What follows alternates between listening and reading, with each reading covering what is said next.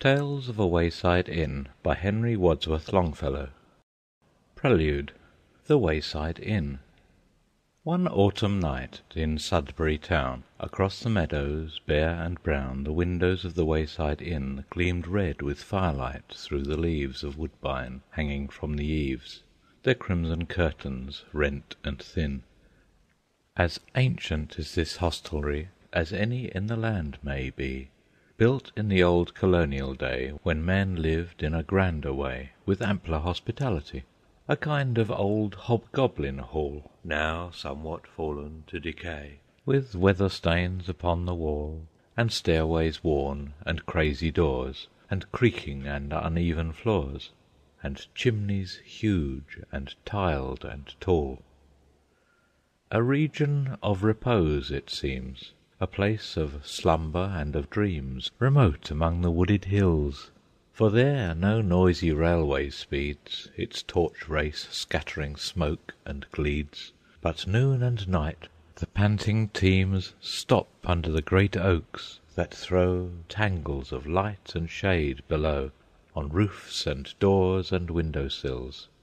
Across the road the barns display their lines of stalls, their mows of hay. Through the wide doors the breezes blow, the wattled cocks strut to and fro, and, half effaced by rain and shine, the red horse prances on the sign.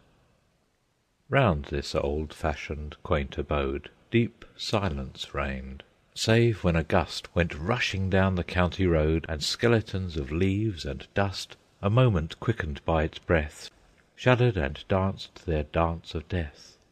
And through the ancient oaks o'erhead mysterious voices moaned and fled.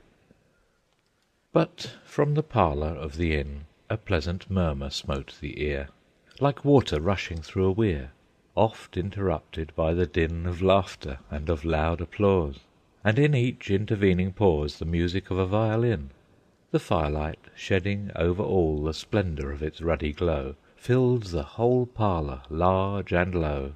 It gleamed on wainscot and on wall. It touched, with more than wonted grace, fair Princess Mary's pictured face. It bronzed the rafters overhead. On the old spinet's ivory keys it played inaudible melodies. It crowned the sombre clock with flame, the hands, the hours, the maker's name, and painted with a livelier red the landlord's coat of arms again. And, flashing on the window pane, emblazoned with its light and shade, the jovial rhymes that still remain, writ nearly a century ago by the great Major Molyneux, whom Hawthorne has immortal made.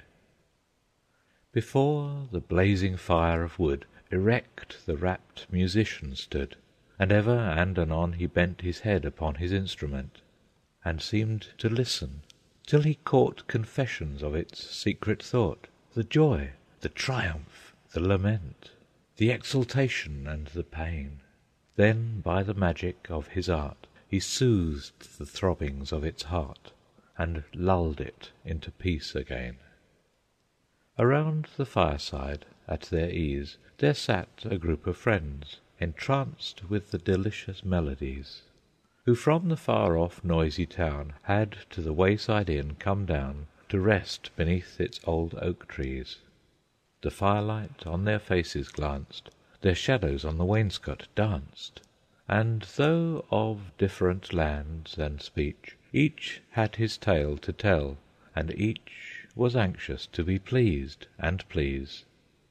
And while the sweet musician plays, let me in outline sketch them all, perchance uncouthly, as the blaze with its uncertain touch portrays their shadowy semblance on the wall. But first the landlord will I trace, grave in his aspect and attire, a man of ancient pedigree, a justice of the peace was he, known in all Sudbury as the Squire. Proud was he of his name and race, of old Sir William and Sir Hugh, and in the parlour full in view his coat of arms, well framed and glazed, upon the wall in colours blazed. He beareth gules upon his shield, a chevron argent in the field, with 3 wolf's heads, and for the crest a wyvern, part perpale, addressed upon a helmet barred. below the scroll reads, "By the name of How," and over this, no longer bright, though glimmering with a latent light, was hung the sword his grandsire bore in the rebellious days of yore, down there at Concord in the fight. A youth was there of quiet ways, a student of old books and days, to whom all tongues and lands were known, and yet a lover of his own.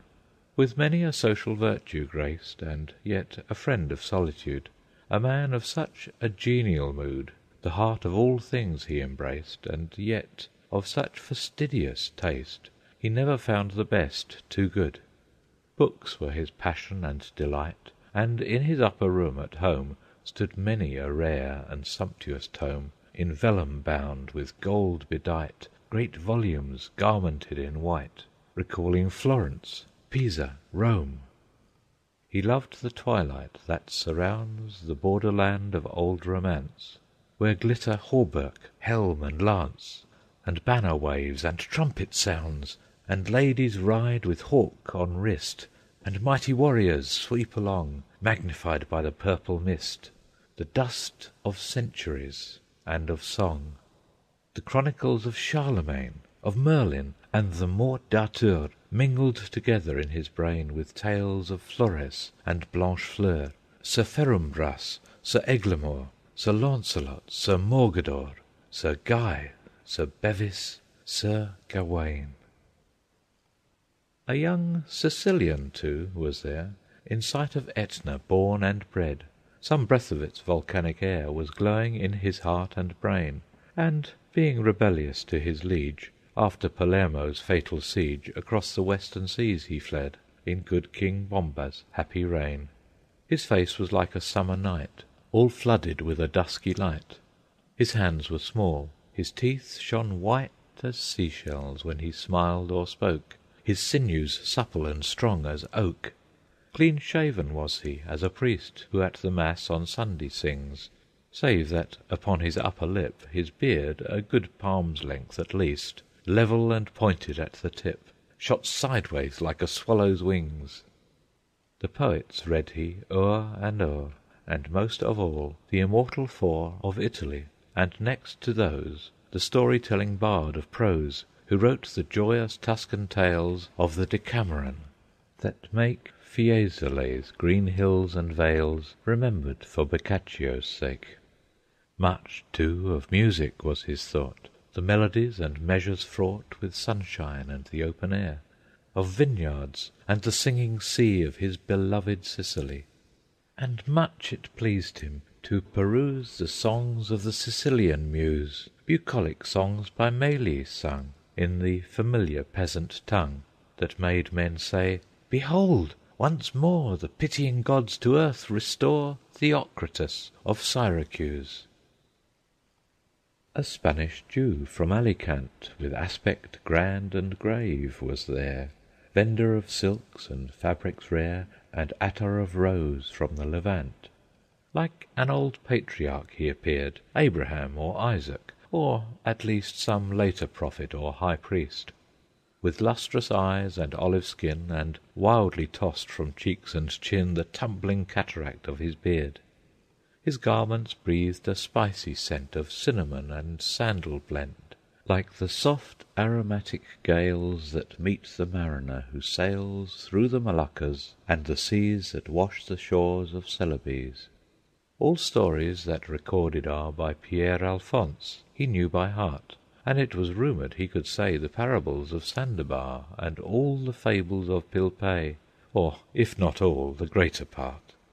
Well versed was he in Hebrew books, Talmud and Targum, and the law of Kabbalah, and evermore there was a mystery in his looks.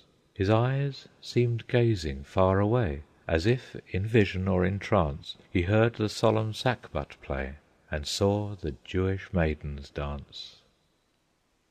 A theologian from the school of Cambridge on the Charles was there.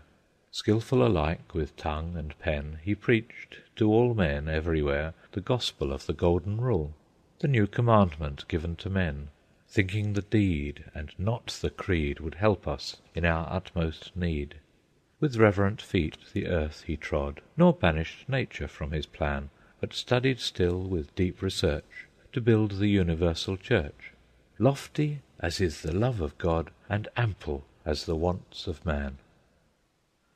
A poet, too, was there, whose verse was tender, musical and terse, the inspiration, the delight, the gleam, the glory, the swift flight of thoughts so sudden that they seem the revelations of a dream.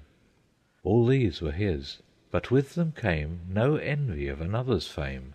He did not find his sleep less sweet for music in some neighbouring street, nor rustling hear in every breeze the laurels of Miltiades. Honour and blessings on his head while living, good report when dead, who, not too eager for renown, accepts, but does not clutch, the crown. Last, the musician, as he stood illumined by that fire of wood, fair-haired, blue-eyed, his aspect blithe, his figure tall and straight and lithe, and every feature of his face revealing his Norwegian race. A radiance streaming from within around his eyes and forehead beamed. The angel with the violin, painted by Raphael, he seemed. He lived in that ideal world whose language is not speech but song. Around him evermore the throng of elves and sprites their dances whirled.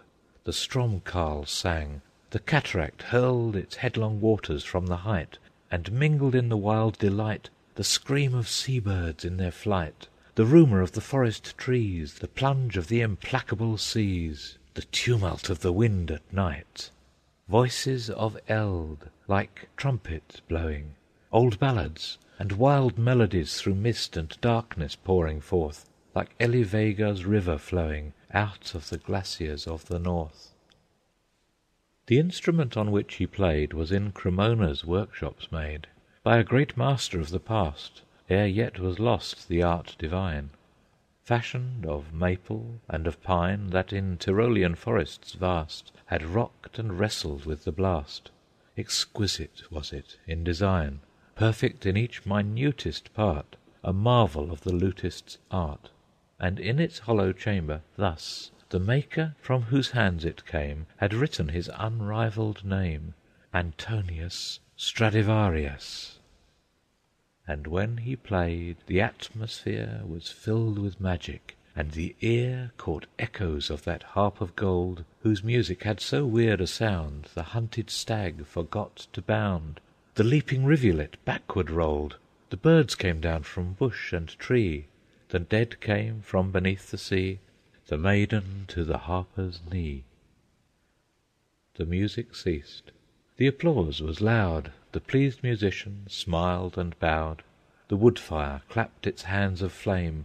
The shadows on the wainscot stirred, and from the harpsichord there came a ghostly murmur of acclaim, a sound like that sent down at night by birds of passage in their flight, from the remotest distance heard. Then silence followed. Then began a clamour for the landlord's tale. The story promised them of old, they said, but always left untold. And he, although a bashful man, and all his courage seemed to fail, finding excuse of no avail, yielded. And thus the story ran.